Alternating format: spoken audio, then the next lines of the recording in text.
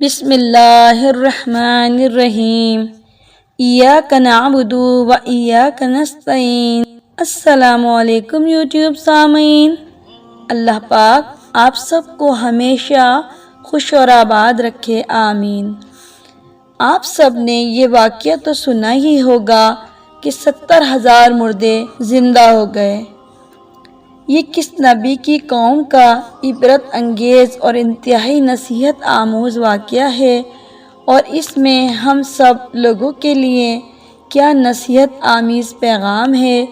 ان سب کو جاننے کے لیے میری اس ویڈیو کو آخر تک دیکھیں۔ میرے چینل کو سبسکرائب ضرور کریں، اپنے دوست احباب میں شیئر کریں، اس سے میری حوصلہ افزائی ہوتی ہے۔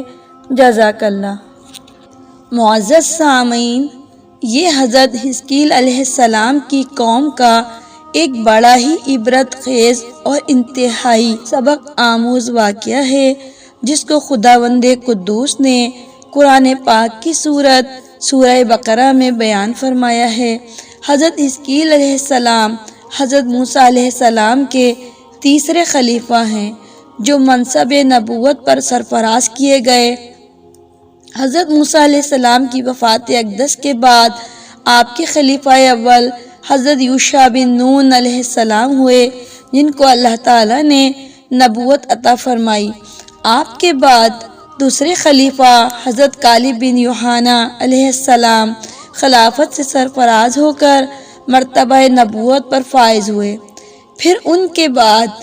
حضرت حزقیل علیہ السلام حضرت موسیٰ علیہ السلام کے جانشین اور نبی ہوئے۔ حضرت حزقیل علیہ السلام کا لقب ابن العجوز یعنی بڑھیا کے بیٹے ہیں، اور آپ ذوالکفل بھی کہلاتے ہیں۔ ابن العجوز کہلانے کی وجہ یہ ہے کہ آپ اس وقت پیدا ہوئے جب آپ کی والدہ ماجدہ بوڑھی ہو چکی تھی، اور آپ کا لقب ذوالکفل اس لیے ہوا کہ آپ نے اپنی کفالت میں لے کر 70 انبیاء کرام کو قتل سے بچا لیا تھا، جن کے قتل پر یہودی قوم آمادہ ہو گئی تھی۔ آپ بھی یہودیوں کی تلوار سے بچ گئے اور برسوں زندہ رہ کر اپنی قوم کو ہدایت فرماتے رہے۔ سامعین محترم، بنی اسرائیل کی ایک جماعت جو حزقیل علیہ السلام کے شہر میں رہتی تھی،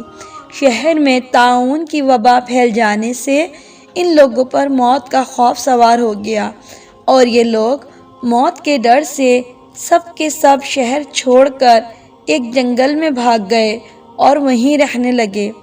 تو اللہ تعالیٰ کو ان کی یہ حرکت بہت زیادہ ناپسند ہوئی، چنانچہ اللہ تعالیٰ نے عذاب کے ایک فرشتے کو اس جنگل میں بھیج دیا، جس نے ایک پہاڑ کی آڑ میں چھپ کر اور چیخ مار کر بلند آواز سے یہ کہہ دیا کہ موتو، یعنی تم سب مر جاؤ۔ تو اس مہیب اور بھیانک چیخ سن کر بغیر کسی بیماری کے بالکل اچانک یہ سب کے سب مر گئے، جن کی تعداد 70,000 تھی۔ ان مردوں کی تعداد اس قدر زیادہ تھی کہ لوگ ان کے کفن و دفن کا کوئی انتظام نہیں کر سکے،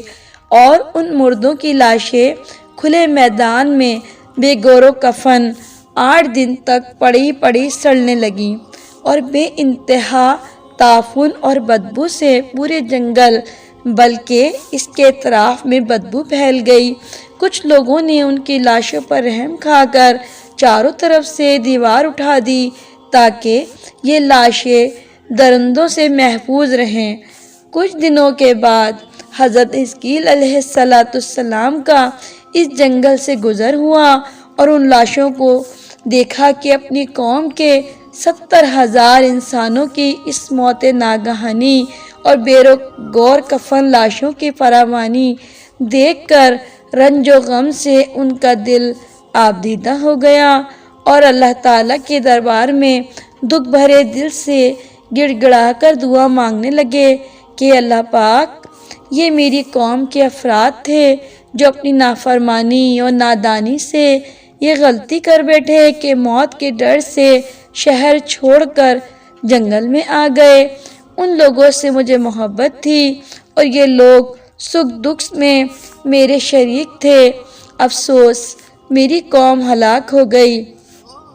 اے اللہ، یہ وہ قوم تھی جو تیری حمد کرتی تھی اور تیری توحید کا اعلان کرتی تھی۔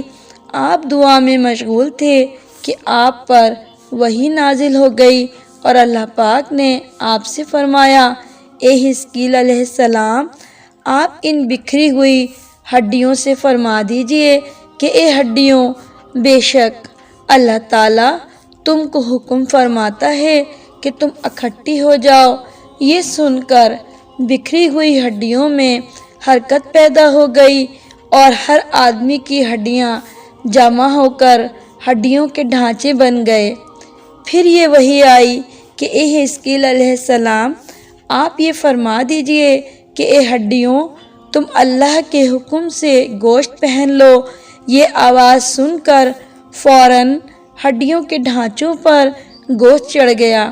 پھر تیسری بار یہ وحی نازل ہوئی کہ حزقیل علیہ السلام، اب یہ کہہ دو کہ اے مردوں، خدا تعالیٰ کے حکم سے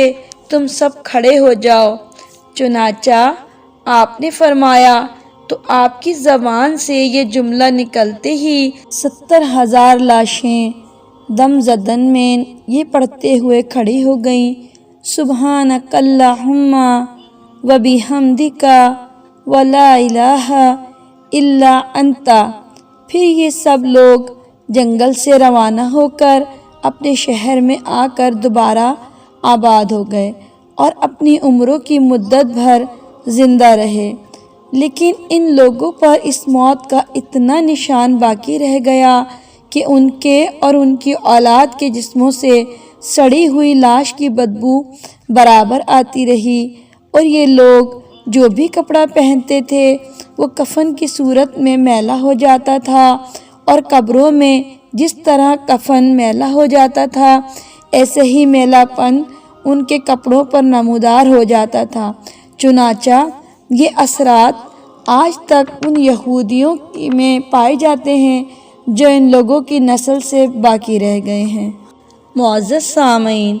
بنی اسرائیل کے اس واقعے سے مندرجہ ذیل ہدایت ملتی ہے کہ آدمی موت کے ڈر سے بھاگ کر اپنی جان نہیں بچا سکتا۔ اللہ پاک نے جو موت مقدر فرما دی ہے وہ اپنے وقت پر ضرور نہ ایک سیکنڈ پہلے آ سکتی ہے اور نہ ایک سیکنڈ بعد میں، لہٰذا ہر انسان پر لازم ہے کہ رضا الہی پر راضی رہ کر صابر و شاکر رہیں، اور چاہے اپنے ملک میں ہوں یا شہر میں کتنی ہی وبا پھیلے، اطمینان اور سکون کا دامن اپنے ہاتھ سے نہ چھوڑیں، اور یہ یقین رکھیں کہ جب تک میری موت نہیں آتی مجھے کوئی نہیں مار سکتا اور نہ میں مر سکتا ہوں، اور جب میری موت آ جائے گی تو میں کچھ بھی کروں، کہیں بھی چلا جاؤں، بھاگ جاؤں یا ڈٹ کر کھڑا ہو جاؤں، میں کسی حال میں ملک الموت سے نہیں بچ سکتا۔ اگر میرا وقت آ گیا ہے تو وہ پاتال میں بھی جا کر میری روح قبض کرے گا۔ اللہ پاک سے دعا کرتی ہوں، اللہ پاک مجھے اور آپ کو اپنے پیارے آقا صلی اللہ علیہ وآلہ وسلم کے بتائے ہوئے راستوں پر چلنے کی توفیق عطا فرمائے، اور اللہ پاک ہم سب کو ایک اور صالحہ موت عطا فرمائے، قبر کے عذاب سے بچائے، موت سختی سے بچائے، ناگہانی موت سے بچائے، اور مرتے وقت زبان پر کلمہ طیبہ پڑھنے کی توفیق عطا فرمائے، اور ہم سب مسلمانوں کو دین اور دنیا کی بھلائی عطا فرمائے، آمین ثم آمین۔